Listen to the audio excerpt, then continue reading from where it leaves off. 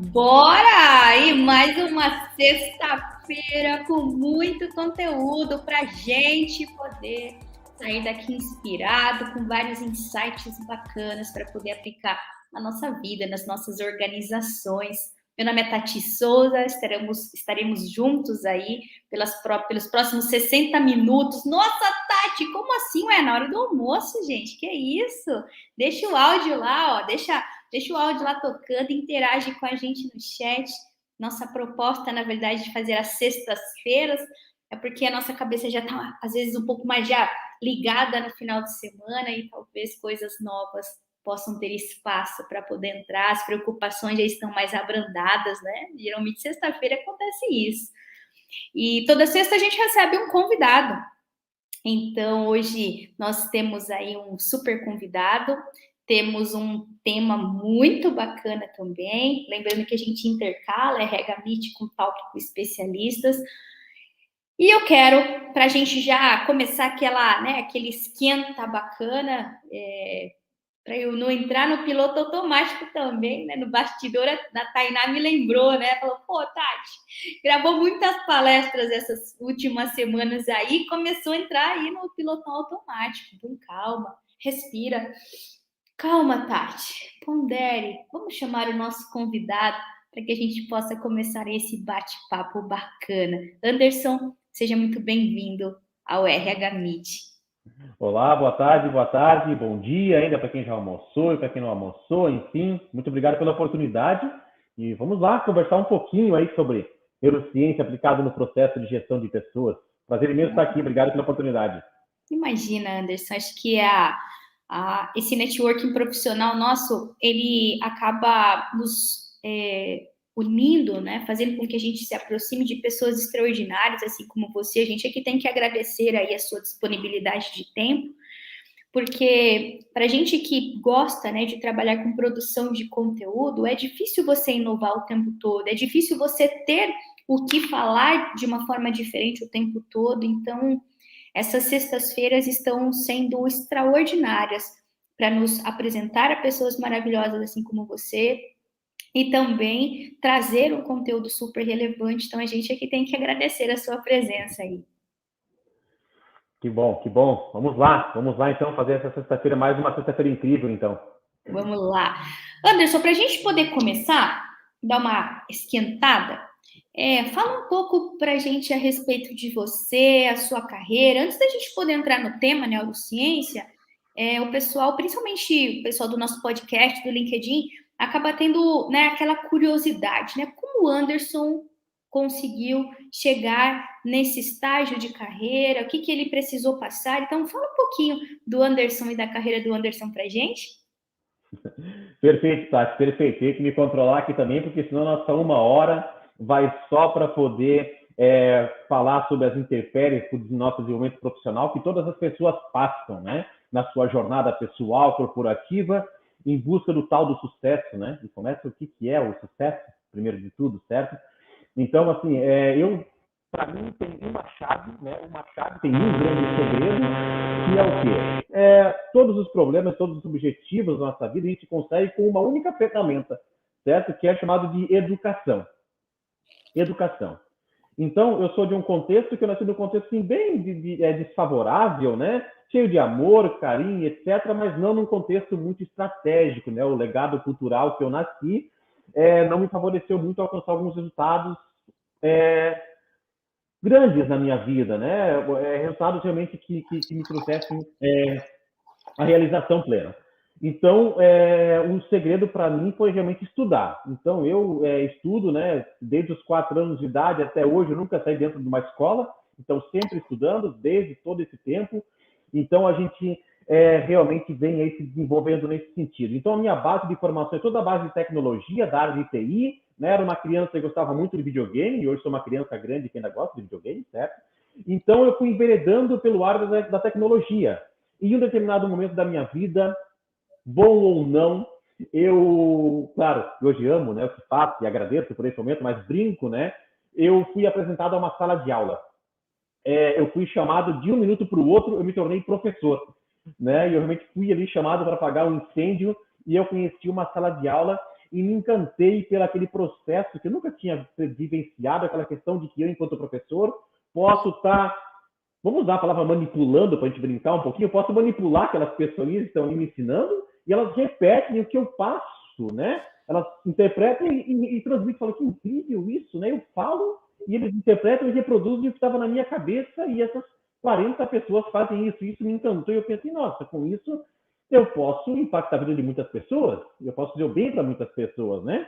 Então, eu brinco, né, que infelizmente conheci a educação, conheci uma sala de aula e conheci o seio docente, porque ali eu basicamente abandonei a questão de querer ser rico ou ter bastante dinheiro, né, que virei um professor, né, então a gente é muito mais causa, é muito mais amor, e nós, enquanto professores, somos realmente, não condenados no sentido negativo, a gente é condenado por esse amor, sabe? Então, nada explica a carreira docente a não ser o amor pela profissão.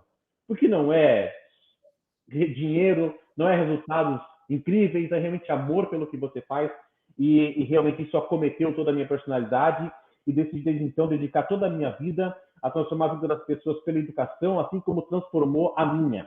E é o que eu vou fazer pelo resto da minha vida. Então, eu, enquanto professor, sempre fui muito crítico com as minhas aulas. Eu, Anderson, tinha que ser um professor incrível. Certo? Para quem? Para o pior aluno que existia, que era eu mesmo. Certo? Eu queria ser um professor incrível para mim. Tanto que no começo eu morria de vergonha de usar o jaleco. Eu não gostava que me chamassem de professor, porque não era ainda. Eu estava usando aquela ferramenta uma semana e eu já tinha o status de professor. E para mim a coisa mais importante do mundo é uma pessoa ser chamada de professor. Então eu não era um professor ainda. Eu comecei a ser muito, muito, muito crítico com as minhas aulas, né? E muitas vezes, quando eu fechava a porta da minha sala de aula, muitas vezes eu chorava naquela porta com vergonha da aula que eu dei. Porque se tinha um aluno mexendo no celular na minha sala de aula, se tinha uma pessoa que daqui a pouco estava de namorinho no fundo da sala, estava com a tela piscando porque estava jogando, com o rosto piscando porque estava jogando no computador, a culpa é porque a minha aula não é incrível o suficiente a ponto de reter a atenção daqueles alunos. Não é deles, certo? Eu posso estar sendo uma aula entediante, eu posso estar sendo uma aula morna, uma aula fria, e muitas vezes fechava aquela porta daquela sala com uma tristeza no coração. Eu falei, pô, a minha aula é ruim, eu sou um professor ruim, eu nem sou professor. E sempre que eu podia, eu já tirava o jaleco e colocava numa bolsa e não gostava que me chamassem de professor porque eu achava que estava me zoando, alguma coisa assim. E eu sempre muito crítico. Então, eu decidi realmente me aprofundar no contexto educacional e me aprofundar no sentido quântico da situação. Como nós, enquanto seres homobiológicos, aprendemos. E aí eu comecei a ter meu primeiro contato há 20 anos com isso. Por causa que é essa ferramenta que faz com que tudo aconteça. 100% do que nós somos depende desse cérebro. 100% depende do nosso cérebro. A questão é que o nosso cérebro também depende de tudo que somos. E o que nós temos sido pelo nosso cérebro. Aí vai chegar numa parte no Anderson mais à frente.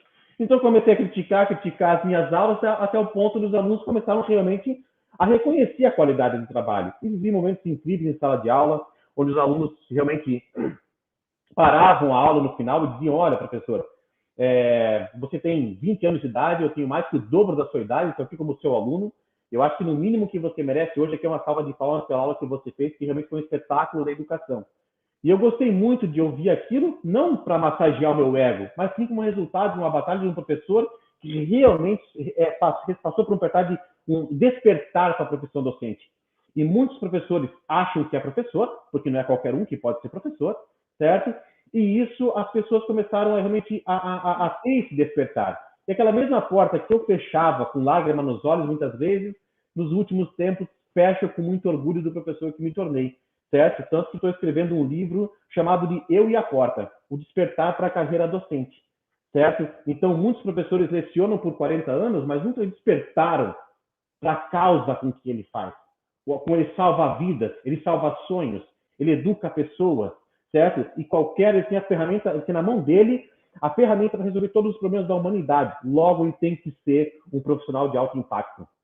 Então, com isso começou a nascer vários estudos, várias linhas de raciocínio na neurociência aplicada à educação, juntando essa minha base tecnológica e fui adentrando a dominar o contexto educacional. Isso foi reverberando, né, em projetos ao longo de todo o estado de Santa Catarina, Brasil, América Latina. Isso acabou me catapultando para alguns reconhecimentos nacionais e eu pude, então, eu já moro fora do Brasil há 5 anos, né, eu já moro na Europa há 5 anos, estou no Brasil agora rodando alguns projetos, e eu fui para a Europa para poder cursar o meu mestrado em inovação e educação, na Universidade de Lisboa, em Portugal. Estou num processo para tentar o doutoramento na área de neurociência na Noruega, mas isso é um processo que está em andamento. E nesse mestrado eu tive a oportunidade de me aprofundar muito na parte de neurociência aplicada à educação.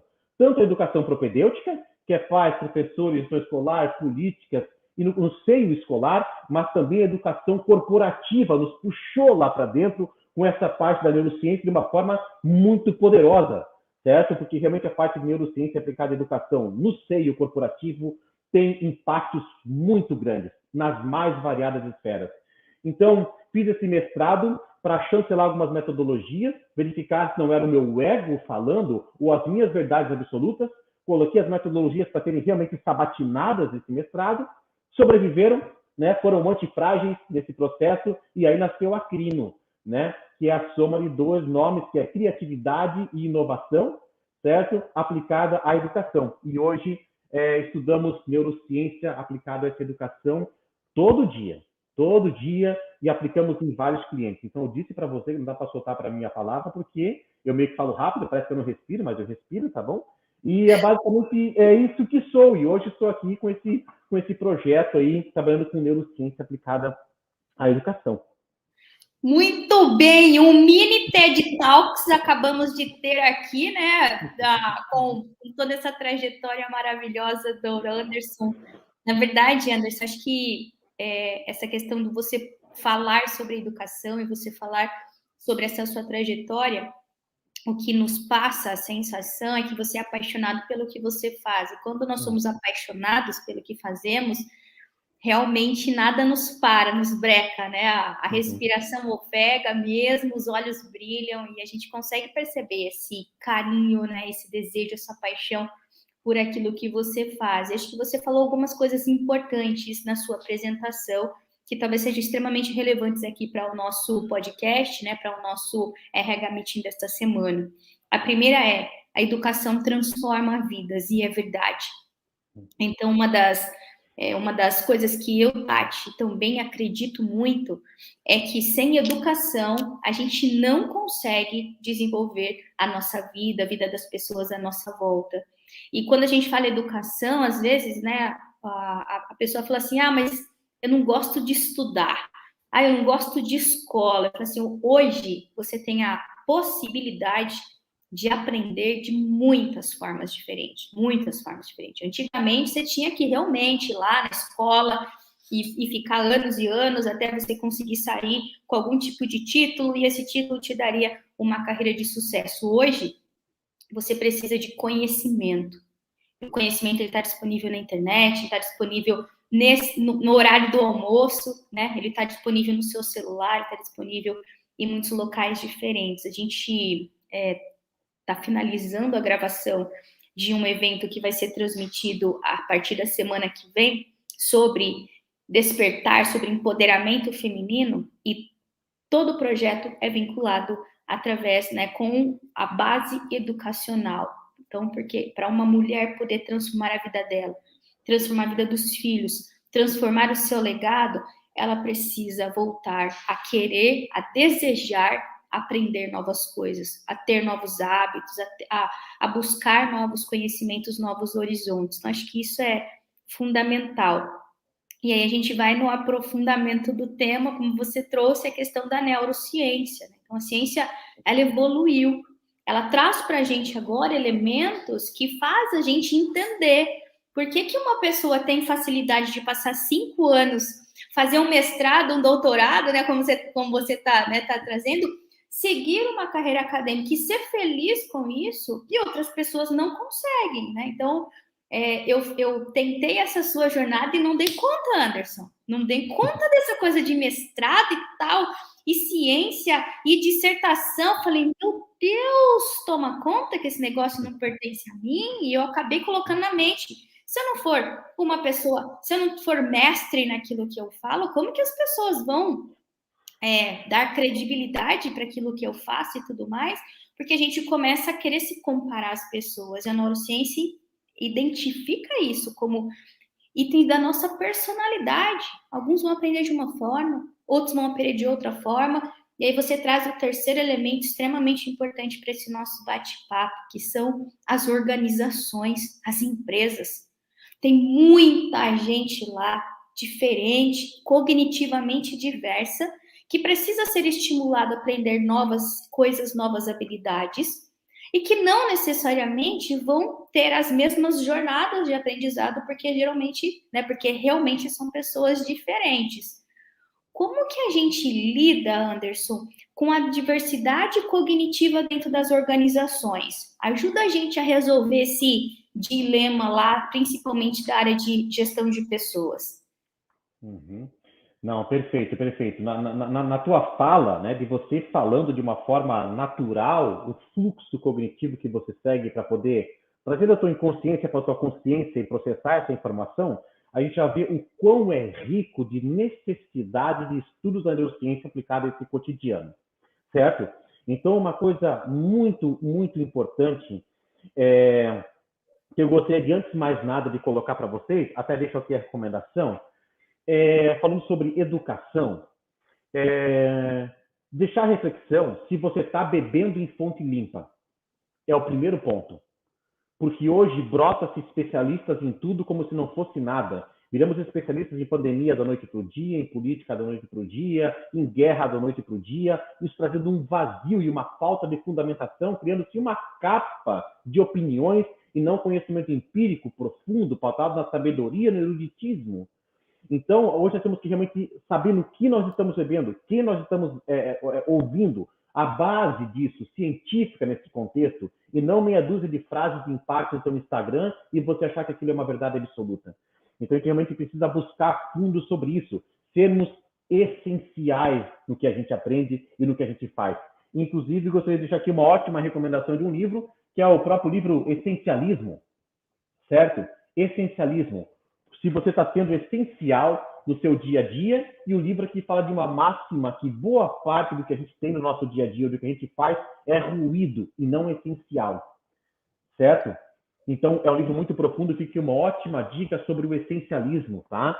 E isso aqui vem de encontro a uma principal dor. Acabei de concluir uma masterclass com um time, sou professor de MBA em gestão de equipes de alto desempenho, certo? E acabei de concluir uma turma agora onde a gente usou todo um MBA de um ano, todos os professores, todos os alunos, todo mundo, para encontrar a pior dor da liderança de uma organização. A pior. A pior, que essa é a pior de todas. A principal dor. E trago aqui em primeira mão para vocês, exclusivo aqui, e todos eram líderes desse MBA. A principal dor é algo chamado de gestão de tempo e atividade. Certo? Em tempos onde a gente está... Hoje a palavra da moda é o seguinte, é correria. Né? Você conversa com a pessoa, como é que está? Correria. Todo mundo fala essa palavra. Mas como é que isso realmente está acontecendo? O que é essa correria? Então, nós passamos mais tempo processando as atividades do que as realizando. Certo? Então, a neurociência era muito poderosa para trabalhar em várias esferas. E falando um pouquinho, para a gente poder começar, sobre neurociência. A neurociência em si. O que é a neurociência? Anderson, peraí. Pausa. Vamos lá. Essencialismo. O que você poderia trazer de uma dica para quem está nos ouvindo sobre coisas que são essenciais e talvez atividades ou coisas que possa ser ruído? Só para a gente poder trazer agora para a consciência, para a questão da lucidez. O que a gente poderia considerar essencial no nosso dia a dia? O que a gente poderia considerar ruído? Perfeito. Já vou trazer aqui justamente, então, marca a página aqui, ó, que é o seguinte, ó. O não essencialista acha que quase tudo é essencial. Diz sim para tudo. de sim para tudo, certo? O essencialista acha que quase tudo é não essencial. Hoje nós damos sim, dizendo sim para tudo. Sim para tudo. Que parece que dizer não é falta de comprometimento, é incompetência. E eu vou dar um exemplo prático falando de mim. Eu, Anderson, estudo sobre isso e na semana passada, de forma aleatória, no meu WhatsApp apareceu uma pessoa de algum lugar do mundo aí, dizendo que tinha um projeto para eu, se eu poderia estar mentorando um projeto de alguns jovens, certo? E eu, sem pensar, por causa do apelo daquele projeto, são jovens construindo coisas, eu disse sim. E esse sim realmente trouxe grandes trabalhos para mim. Por causa que eu não parei para pensar se aquele sim realmente precisava ser dito. E agora estou eu aqui com um processo de mentoria, que eu nem pesquisei direito sobre o que era, e agora estou com 4 meses para mentorar esses jovens e mentoro eles ao meio-dia, que é quando eu tenho tempo. Então, ou seja, mentorar esses jovens é essencial realmente para a minha vida? Ou eu disse sim porque é uma convenção social? Disse sim porque é uma convenção social e não porque é essencial para a minha vida, certo? Então, boas coisas que a gente faz no nosso dia a dia, muitas vezes é ruído. Muitas vezes você tem... vamos fazer uma analogia, como no livro ele fala sobre algo chamado de o guarda-roupa caótico, certo? O nosso guarda-roupa tem muito ruído e tem as coisas essenciais. Garanto que tem pessoas que têm pilhas lá de roupas que não quer mais usar, mas também não quer doar, também não quer dar. Aquilo é ruído, aquilo não é essencial para ter na sua roupa, no seu guarda-roupa, certo? E é importante você olhar para o seu guarda-roupa sobre o que é essencial e o que é ruído, por causa que senão daqui a pouco, se você não é protagonista do essencialismo na sua vida, as outras pessoas vão começar a ser. E as pessoas vão começar a dizer para você o que é essencial se você não tomar conta disso. E logo, logo começa a aparecer roupas aleatórias dentro do seu guarda-roupa porque você não define o que é essencial e o que não é. Então, realmente, ser essencialista não é você fazer menos, é você fazer tudo de uma forma diferente. Eu ia te perguntar isso, né? Se o essencialismo ou se o essencialista ele acaba tendo uma vida, uma jornada, um dia a dia mais tranquilo. Não necessariamente, ele só faz melhores escolhas, é isso, Anderson? Exatamente, ele só faz melhores escolhas. Ele faz melhores escolhas e consegue alcançar resultados mais exponenciais. Tanto que aqui no livro, ele até coloca uma frase bem interessante, que é o seguinte: eu posso fazer de tudo, mas não tudo. Certo? Essa é a questão. A gente começa a ter um mindset um pouco mais essencial para que a gente consiga realmente se organizar e começar a controlar principalmente questões como a ansiedade. Então, o próprio livro coloca um ponto que é o seguinte: o essencialismo não é um modo de fazer uma coisa, não é um modo de fazer mais uma coisa, é um modo diferente de fazer tudo. Certo? Então, ele começa com algumas coisas. Escolha o que você vai fazer, certo? E se você começar no seu dia a dia, poucas coisas realmente importam. Poucas coisas realmente importam no seu dia a dia. É só você filtrar o que você faz no seu dia a dia. Então, essa parte de ser essencialista é algo que pode ser muito poderoso dentro das organizações, porque hoje muitos líderes são acometidos por isso, certo? Na Crino, nós temos um projeto de uma academia de neurociência aplicada à leitura. Por isso que eu conheço muito sobre essa parte dos livros, sabe? E estamos rodando um livro agora nessa edição, estamos rodando essa edição da academia, o Essencialismo, né? Esse livro a gente está usando, e é incrível como os líderes que estão na empresa disseram: Anderson, já comprei para minha equipe inteira. Eu quero que a Crino vá lá rodar o projeto com a minha equipe, porque isso aqui é fundamental. E vem de encontro a essa principal dor, gestão do tempo e atividades, sabe? E isso tudo na neurociência tem um background muito importante, porque a neurociência ela é uma ciência que, olha só, a neurociência é estudada há apenas 50 anos. Apenas há 50 anos foi estudado, não faz muitas décadas que foi observado o primeiro neurônio, porque até então você mexer no cérebro era uma afronta a questões divinas, era uma afronta a Deus mexer no cérebro humano. Por que você está estudando o cérebro? Você não está explicado que é Deus o criador de tudo. Então a ciência não podia mexer no cérebro das pessoas, porque era uma afronta a Deus. Tanto que no processo de embalsamento, por exemplo, o cérebro era jogado fora. Certo? Então há 50 anos que a gente pode mexer com essa parte. E esse atraso hoje nos coloca 50 anos atrasados em relação às demais ciências. Então, poucas páginas das neurociências que foram viradas hoje já conseguem fazer grandes impactos na sociedade, certo? Então, a neurociência ele é um mundo muito importante, as pessoas têm que começar a trazer mais para o seu dia a dia. Porque, por exemplo, no contexto da liderança nas organizações, líderes lideram cérebros, líderes não lideram pessoas. Eu lidero um sistema cognitivo, e aquele sistema cognitivo que vai definir quais são as ações consistantes do eu, enquanto ser biológico, vou ter como uma atitude. E a questão é, o que um líder sabe sobre o cérebro? Como é que isso funciona? Por exemplo, nós estamos conversando aqui há quase meia hora, certo? Estudos neurocientíficos mostram que um ser humano consegue ficar atento ao mesmo ponto de raciocínio por no máximo até 18 minutos. Que, inclusive, existem estudos que embasaram os eventos TED e TEDx. Por isso que esses eventos têm uma palestra com duração de 18 minutos. Certo? E eu estou passando bem isso na pele, porque eu vou palestrar em novembro no TEDx também. Eu fui convidado aqui para estar palestrando, então você vê como é que é a metodologia. Então as pessoas ficam focadas por 18 minutos. Certo? Por 18 minutos. E depois desses 18 minutos, se eu tenho que dar uma aula, por exemplo, de 4 horas de duração, ou tenho que fazer uma fala para a minha equipe, saiba que você tem 18 minutos. Passou esses 18 minutos, a pessoa começa a divagar. E ela começa a interpretar que está prestando atenção. Na verdade, não está, ela divaga. Entende? Então, nós precisamos olhar esse mapeamento cognitivo para realmente trazer o foco, a atenção, estudos sobre distração, distraibilidade, erro, arrependimento, enfim, um monte de coisas. Certo? Mas eu acho que o primeiro passo para uma organização começar a trazer os benefícios da neurociência e um processo mais quântico no desenvolvimento humano, ela está aberta para falar sobre neurociência. Eu estou falando neurociência no cunho matemático, que é o que nós praticamos no nosso dia a dia. Como é que funciona esse processo? O aprender, que você colocou na sua fala, por exemplo. O que é aprender? Como um cérebro aprende? Certo? Quais são as metodologias? E eu deixo aqui a pergunta para vocês. O que você lembra do teu ensino médio? O que é para vocês que estão nos assistindo? Certo? O que você lembra do teu ensino médio? Da tua educação básica? Desde o primeiro ano até o terceiro ano do ensino médio? O que você lembra? Se você parar para pensar por um pouquinho, você vai lembrar de coisas que te trouxeram emoção. Vai se lembrar da quadra de basquete, vai lembrar dos teus amigos, vai se lembrar daqui a pouco de uma discussão que teve na escola, do seu primeiro amor, do seu primeiro beijo. Você vai lembrar dessas coisas que trouxeram emoção. E você não vai lembrar da tabela periódica do professor de química. Não vai se lembrar da aula de matemática do professor Roberto, Robson, Ricardo, Henrique. Né? Você não vai se lembrar disso. Por quê? Porque daqui a pouco são momentos que não te trouxeram emoção. Então, hoje temos que ser muito cirúrgicos nesse processo de desenvolvimento. Né? E aí começa a nascer perfis que na Europa vem sendo muito trabalhado e vem adornando muitos artigos e muitas capas de livros, que é o tal do profissional camaleão.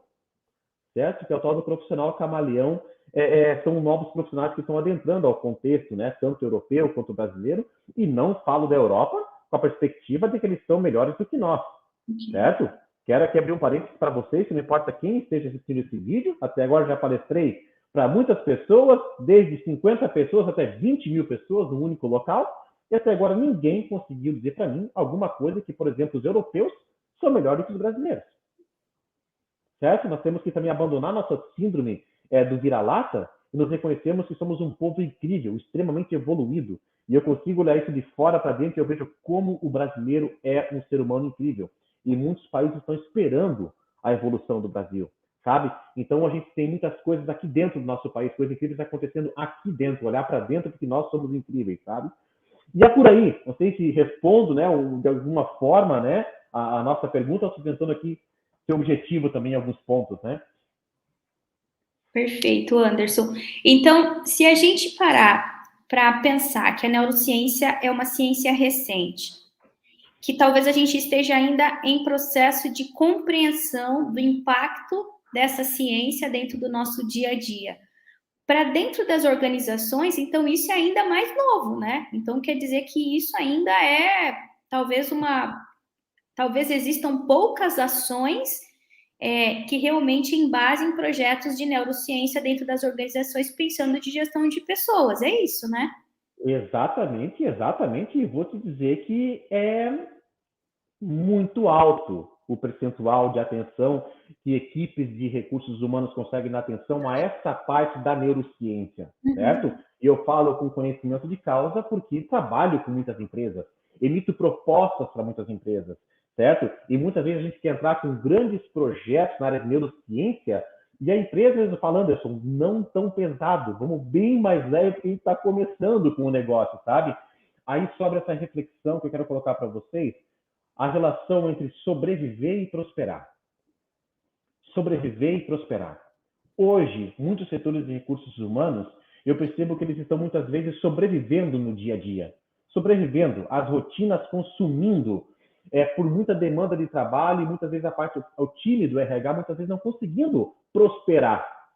E isso é uma questão que muitas vezes é negativa, porque acaba muitas vezes não podendo prosperar no seu dia a dia e passa dia após o outro sobrevivendo, certo? Mas como você muito bem conhece o time do RH, eu faço parte da BRH Brasil, faço parte de grupos de trabalho de endomarketing, grupos de trabalho de ferramentas administrativas, certo? Então também estou junto com esse pessoal do RH diariamente. E eu ouço, não sou uma pessoa aleatória que está trazendo aqui alguns pontos de vista, mas eu vejo a predisposição. E eu vou dizer para vocês que rodei projetos ontem em empresas, vou rodar hoje de novo, certo? E recebo mensagens incríveis das pessoas dizendo que assim, Anderson, eu não fazia ideia que isso existia, certo? E as pessoas muitas vezes elas choram no final de alguns eventos que realmente se conecta com os colaboradores, se conecta com a liderança, sabe? Então isso é muito importante, essa questão. E a Luana Turi acabou de colocar um comentário aqui que eu até agradeço. Bora exercitar o nosso cérebro. Luana, se você soubesse o poder dessa frase que você colocou, meu anjo, cérebro da neurociência, o exercitar o cérebro, certo? Então, depois eu quero voltar na Luana se tiver, por causa que a gente tem que deixar a ferramenta aqui, por causa que essa nossa fala, ela tem que também trazer conhecimentos, visando desenvolver habilidades, só que nós também teremos deixar coisas aqui, as pessoas também tenham atitude. Senão isso aqui de nada valeu a pena. As pessoas têm que ver isso aqui e assistir, olha, agora eu sei disso, eu vou começar a ter atitude em relação a essa temática. Então, a Luana colocou aqui uma pergunta muito interessante, né? Colocou um ponto, bora exercitar o nosso cérebro. Luana, volta à palavra que eu coloquei conosco antes, tá? Tudo que nós somos depende do nosso cérebro. Tudo, essa cama, esse monitor, isso aqui foi construído, essa solução, certo? Tudo depende do nosso cérebro. Só que, pessoal, o nosso cérebro também depende de tudo que somos para ele, certo? Depende de tudo que somos para ele. E fica essa pergunta para você: o que você tem feito pelo teu cérebro? O que você fez pelo teu cérebro hoje? Ontem? Semana passada? Mês passado? Muitas vezes nada. Simplesmente usufruem dessa máquina, certo? Desse cérebro que pesa 1,4 quilogramas, 86 bilhões de neurônios, e cada um desses neurônios pode ter até 10 mil conexões sinápticas ao longo dessa vida neural, certo? Então, o que você tem feito por esse cérebro? Quantas horas de sono você tem dormido? Certo? Que alimento você tem consumido? E sim, Luana, você consegue exercitar o teu cérebro. Você pode vai na academia, fazer musculação, cuidar do seu abdômen, das suas pernas, bumbum, tudo, certo? Mas para o cérebro, o que a gente faz? Como a gente exercita? Saibam que nós temos linhas de estudo poderosas, neurociência, como exercícios neurolaborais, para ativar as distintas do nosso cérebro, porque 40% do que fazemos no nosso dia a dia é hábito, e é exatamente isso, Luana. Bora exercitar o nosso cérebro, certo? Como exercitar isso? Com exercícios neurolaborais. Tati, não sei se você está me vendo, me ouvindo, mas para mim a tela ficou preta sua aqui, tá? Tô só tocando aqui, meio porque eu não tô te vendo. Tá. Você me ouve? Tô te ouvindo, tô te ouvindo. Me ouve tocando. Nossa internet. Agora eu tô vendo. Tá vendo? Nossa internet tá uma beleza aqui hoje. Vamos lá. Ouvi, tô acompanhando, né, toda essa linha de raciocínio sua. E Anderson, se a gente consegue, né, pegando o insight da Luana, exercitar o nosso cérebro, quer dizer que ao exercitar nosso cérebro, a gente consegue se tornar pessoas mais inteligentes cognitivamente, ou não necessariamente o exercício do cérebro traz algum tipo de inteligência? Perfeito, a gente está ficando cada vez melhor. Fundamento a minha fala num estudo, um dos vários, de Vasco Catariano Soares, certo? Que fala muito sobre essa parte de exercícios neurolaborais, certo? Tem estudos feitos por uma universidade da Suécia que mostra que é um valor aproximado que diariamente, desses 86 bilhões de neurônios, diariamente, morrem no nosso cérebro em torno de 1.400 neurônios, todos os dias. No meu, no seu, em qualquer cérebro adulto. Entenda cérebro adulto O que é um cérebro adulto? É um cérebro entre 23 e 25 anos de idade. Antes disso, não é considerado um cérebro adulto. Entenda-se que hoje o mundo cai em cima de pessoas que não têm um cérebro adulto. Inclusive um jovem de 17, 18 anos que não tem o seu cérebro pronto, ele é inundado muitas vezes de informação, não dá conta disso tudo porque não tem a capacidade cognitiva ainda completa. Esses neurônios nasceram com a gente? Ou eles nascem ao longo da vida? Esses neurônios, uma parte nasce com a gente e eles vão sendo estimulados no nosso cérebro e todos os dias existe essas podas neurais, certo? E é saudável para o nosso organismo até certo ponto. Nós fabricamos neurônios no nosso cérebro, principalmente nas áreas hipocampais do nosso cérebro. Tem outros pontos também, mas nas áreas hipocampais a gente fabrica neurônios no nosso dia a dia. Porém, não na mesma quantidade com que morre. Isso vai acumulando um déficit cognitivo ao longo da vida, mas isso se agrava numa questão, onde estudos, certo, mostram que diariamente morre esses 1.400 neurônios todos os dias no nosso cérebro, nascem uma quantidade de neurônios diariamente no nosso cérebro, porém, boa parte deles não chegam a exercer a sua função. E é aí que está o problema. E aí, a gente pode usar muitos pontos para fortalecer a nossa capacidade cognitiva. Então, você fazer exercícios neuronais ativa áreas diferentes do teu cérebro que não são ativadas no nosso dia a dia. Pessoal, nosso corpo transforma tudo em hábito. Somos um animal da natureza e queremos saber de comer e gastar essa gordura da forma mais lenta possível. Por isso, o nosso corpo transforma isso tudo em hábito.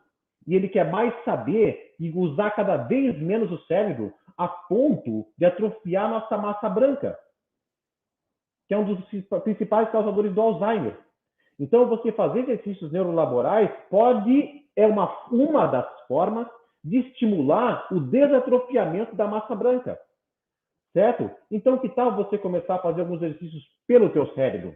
Vou dar dica de ótimos exercícios que você pode estar fazendo, complexos, certo? Mas, se você quiser, são ótimos exercícios. Aprender a falar um idioma, ler um bom livro, aprender a jogar xadrez, por exemplo, onde as variáveis não conseguem se transformar num bom hábito, certo? Aprender a trocar um instrumento musical, certo? Isso é algo muito importante. E tem também exercícios neurolaborais que podem estimular as diferentes do teu cérebro. Vários exercícios. Aí, antes que você pergunte, Anderson, eu faço caça-palavras, eu faço palavras cruzadas, isso me deixa mais inteligente? Não. Isso vai estimular você, áreas diferentes do teu cérebro, porém, depois de 21 dias, mais ou menos, isso vai virar um hábito. E você vai ficar apenas bom em fazer palavras cruzadas, certo? E você não está mais exercitando. Nós temos duas leis na questão das células neurais, que é o seguinte. Quanto antes uma célula neural é estimulada, antes ela chega a exercer sua função. Certo? Segunda lei, quando eu estimulo grupos de células neurais, elas estimulam células neurais que estão menos ativas a participar da execução daquela ação. Então, eu preciso estimular o meu cérebro, certo? E, Tati, que tal a gente fazer um exercício agora pelo nosso cérebro? Nós e quem está nos assistindo. O que você acha? Bora! Vamos fazer exercício, bora! Então, vamos lá ver se você consegue me acompanhar. Vou te desafiar aqui, tá bom? Então, é o seguinte, nós vamos fazer com a mão um exercício pelo nosso cérebro agora, que é o seguinte. Você faz assim com a sua mão, ó. Ok? Consegue fazer assim com a sua mão? E o pessoal que está fazendo faz simplesmente esse movimento aqui, ó. Levanta e pega. 1, 2, 3, 4, 5, 6, 7, 8, 9, 10. Esse é um exercício. Agora nós temos outros exercícios que a gente pode fazer um pouquinho mais avançados, que estimulam um pouquinho mais áreas distintas do nosso cérebro, certo? E o segundo exercício é esse daqui, ó. Olha para a sua palma da mão direita, fecha ela e coloca a mão esquerda aqui do lado. Assim, ó. Simples assim. Consegue fazer isso, quem está nos assistindo? Experimenta aí para ver. Agora você só troca. 1, olha para a sua mão. 2, 3, 4, mais rápido. 5, 6, 7, 8, 9, 10. E aí, como é que foi com esse exercício? Deu certo? Não Esse deu já é certo? mais difícil, né? Esse já é mais difícil. Esse já é um pouco mais difícil, só que está estimulando áreas diferentes do nosso cérebro, certo? E agora vamos para um terceiro exercício, um pouquinho mais pesado, tá bom? Que é o seguinte, faz um joia para a tela, assim, para mim. Isso. Você que está nos assistindo, faça também, se permita exercitar o teu cérebro, você usufrui dele o dia inteiro. Vamos fazer um exercício um pouquinho para ativar as diferenças do teu cérebro? Faz um joinha assim para mim, e agora você aponta com o outro dedo assim para a tela. Tá vendo? Ó? Só aponta com o outro dedo. Exatamente isso. Agora é algo simples, um movimento simples. É só você trocar, ó.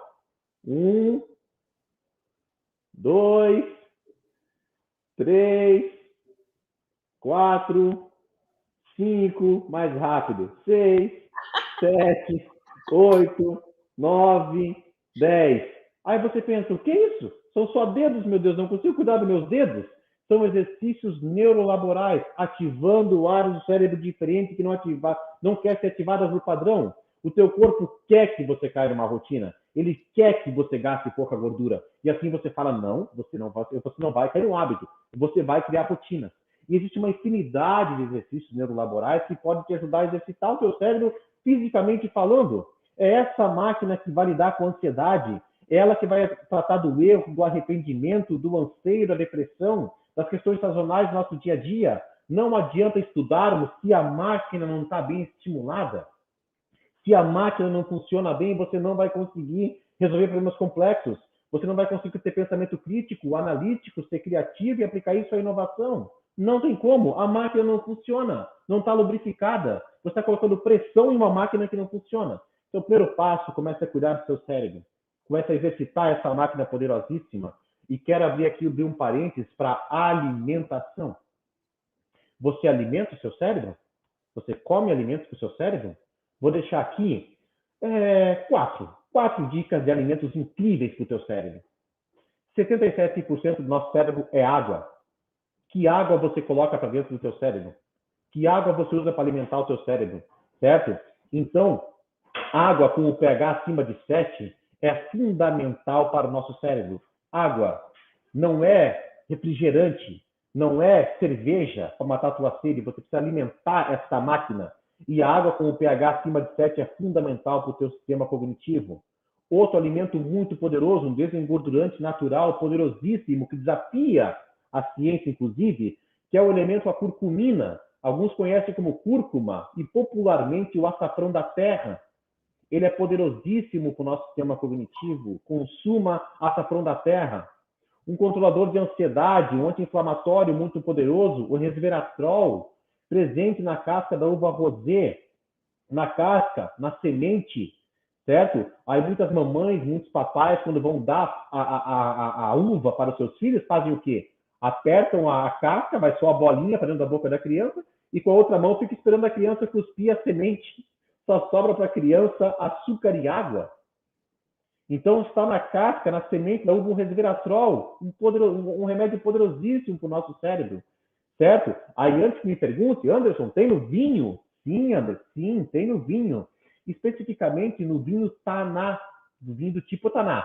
Tem o Cabernet, tem o Carmeniere, Cabernet Franc, Merlot, etc.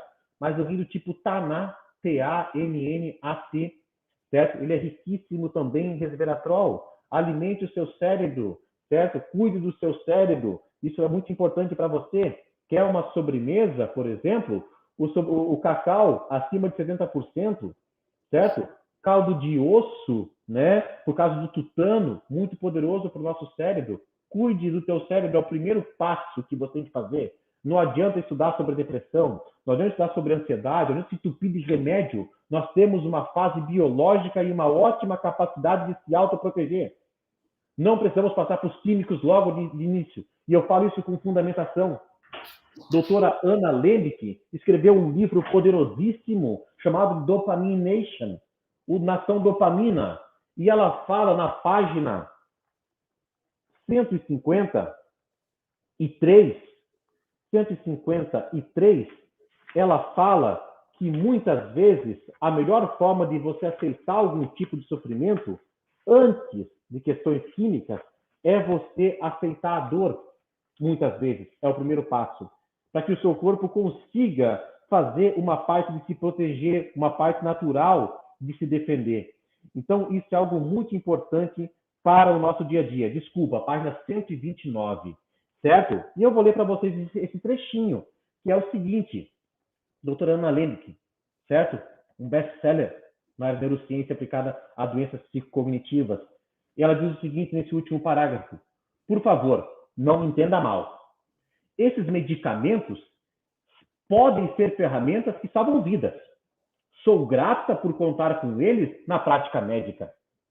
Mas existe um custo ao medicar todo tipo de sofrimento humano. Existe um custo ao medicar todo tipo de sofrimento humano. Como veremos, existe um caminho alternativo que pode funcionar ainda melhor. Aceitar o sofrimento. Certo?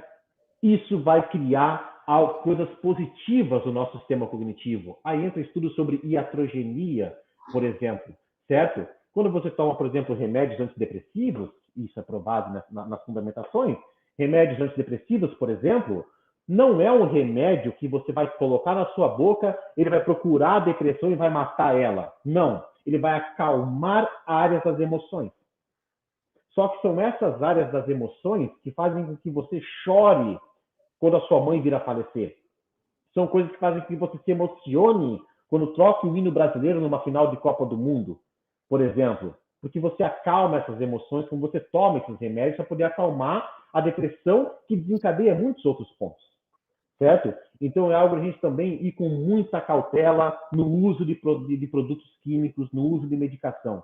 Ter muita cautela, pesquisar bastante. Mas, enfim, espero não sair do foco da nossa temática aqui, mas quando a gente fala de neurociência aplicada a um processo de recursos humanos, eu estou trazendo recursos humanos para a minha organização. Esses recursos humanos carregam um sistema cognitivo que os conduzem. E os RHs, as empresas, as organizações têm que entender da neurociência aplicada a esse processo.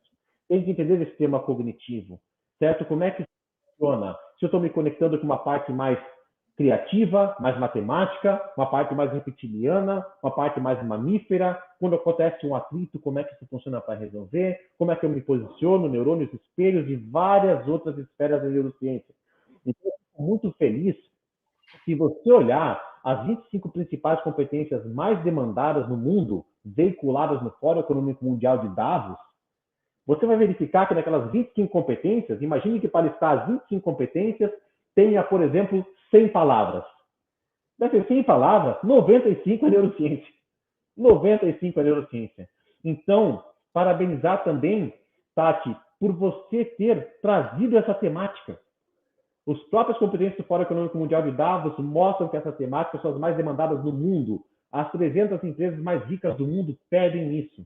Então, parabenizar pela contemporaneidade da temática que você traz para o teu projeto. E te parabenizar por isso, certo? Então, a oportunidade para mim está aqui. É um mundo que a gente pode falar, é um mundo, é muita coisa, certo? A gente estuda isso aqui já há muito tempo, há muitos anos, no seio matemático da neurociência, no ponto quântico de como as coisas acontecem. E é incrível como a gente vem evoluindo e os RHs, sim, precisam entender isso, porque são as pessoas que oxigenam, que catapultam. O RH é a estratégia da empresa, certo? E a parte pensante é o prosperar. Entende que o RH é o prosperar das organizações? Entende? Então, muito legal mesmo, Tati. A gente pode falar muito sobre isso. Peço desculpa se me estendo nas minhas respostas, mas é porque isso vem uma onda de muitos estudos que existem e espero de alguma forma ter contribuído, porque querendo ou não, sei você, mas para mim está quase dando uma hora, né? Não sei.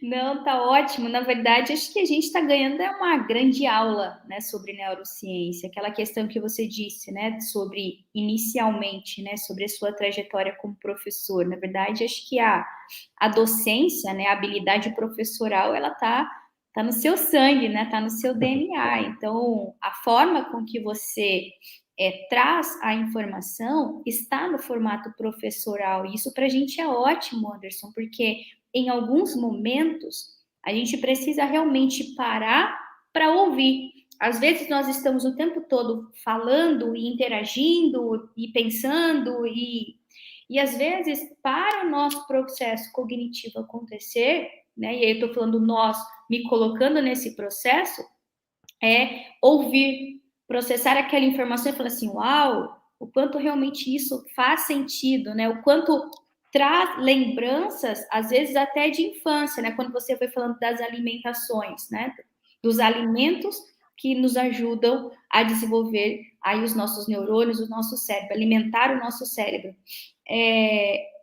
Dos 3, eu só lembrava de um, e eu lembrava de um por causa da minha avó, que falava de tutano. Coma tutano, Tati, coma tutano, porque tutano ajuda a mente. Então, eu tô falando disso há 30 e poucos anos atrás. Exato. Então, o quanto que, né, que existe verdade, inclusive cultural, dentro desses estudos, né, então, dos antepassados, das pessoas mais antigas, que tinham esta sabedoria, mas não tinham o embasamento para isso que hoje a neurociência consegue trazer para a gente, né? E isso é maravilhoso, né? Esse processo realmente é um processo maravilhoso de compreensão do porquê algumas coisas aconteciam sem embasamento e agora com embasamento, como podem ser potencializadas, né? Uhum. Uhum. E você traz um ponto, Tati, que eu vou ouvindo as pessoas e eu vou sempre vendo como elas usam a neurociência na fala delas, só que elas não sabem daqui a pouco que estão praticando. Então, todo mundo está vendo que vocês usam a neurociência no dia a dia, o que você faz é fundamental, o que tal se especializar, buscar realmente beber nessas fontes confiáveis. E quando você colocou ali, por exemplo, Anderson, que legal, foi uma aula, eu trouxe esse conteúdo e eu estava ouvindo com os meus ouvidos, certo? O que é ouvidos? Quantos ossos tem os nossos ouvidos? O que é ouvido interno e externo? O que é escutativa? Qual a diferença entre ouvir e escutar? Aí você falou, Anderson, eu estava aqui escutando e eu estava vivendo um processo de imersão comigo. Isso tem nome, chamado de devir consciente é o nome disso dentro das neurociências. É onde eu deixo de ouvir informação, deixo de ouvir e eu paro e converso comigo mesmo. Então, Anderson, o que tu acha disso que ele falou? Não, cara, eu acho que faz sentido. Acho que é legal, faz isso, tal, tua infância, você lembra, então faz sentido, ok? E muitas vezes não para viver esse dever consciente, onde a gente simplesmente se entope de informação e acaba não verificando o que daquilo faz sentido. Então, o dever consciente ele é muito importante no processo de desenvolvimento também. Fala, agora pensa. Aí é aquela questão de faz sentido? Espera, deixa eu pensar se faz sentido. Aí você vai cair nos estudos de Erving Goffman, a representação do eu na vida cotidiana. Certo? E a gente vai falar sobre as várias máscaras que a gente veste no nosso dia a dia. Inclusive, a palavra máscara é a origem epistemológica da palavra pessoa, né? Que vem persona, e essas personas eram definidas com base em máscaras, né? Então, para ver a riqueza disso, então, todo mundo tem um pouco de neurociência dentro de você. Muito legal. Como funciona? Isso tem estudo, sim, com tantas pessoas. E é um mundo. E eu fico feliz em poder vir conversar com vocês nesse sentido, porque a gente realmente estuda o nosso cérebro, né? Essa máquina aqui que faz tudo acontecer, o nosso dia todo. Não chegamos a conversar sobre neurotransmissores, sono e etc., porque é muita coisa, mas a gente pode deixar isso talvez um próximo momento. Mas muito bom poder conversar um pouquinho sobre isso, trazer um pouquinho desse despertar, tirar algumas coisas da inconsciência das pessoas e passar para a consciência, ou seja, agora você sabe de algumas coisas, cabe a você agora ter atitude. A Tati fez a parte dela, buscar, sondar, me procurar, agendar, estamos aqui no almoço, certo? Para isso acontecer, para isso que dá certo, estamos aqui. Agora também, acho que quem está nos assistindo, acho que agora um pouquinho na mão de vocês também. Que tal ter um pouco também de atitude? Certo? É isso que vai trazer os resultados e passar a prosperar, não somente sobreviver. São os RH, vocês lidam com vidas. O RH tem uma causa por trás dessa profissão, certo? Vocês realizam sonhos ou os conectam com a ferramenta que pode potencializar. Então, o RH, né, o profissional de RH, não sou né? Eu trabalho com a parte humana, mas é uma causa, é um dos heróis da vida moderna. Vocês conectam as pessoas, vocês mudam vidas, certo? A partir do processo de uma análise, né? Então, a importância de trazer isso para um RH meeting, assim, é muito contemporâneo, certo? E sou grato pela oportunidade e espero, de alguma forma, ter ajudado, sabe? De alguma forma.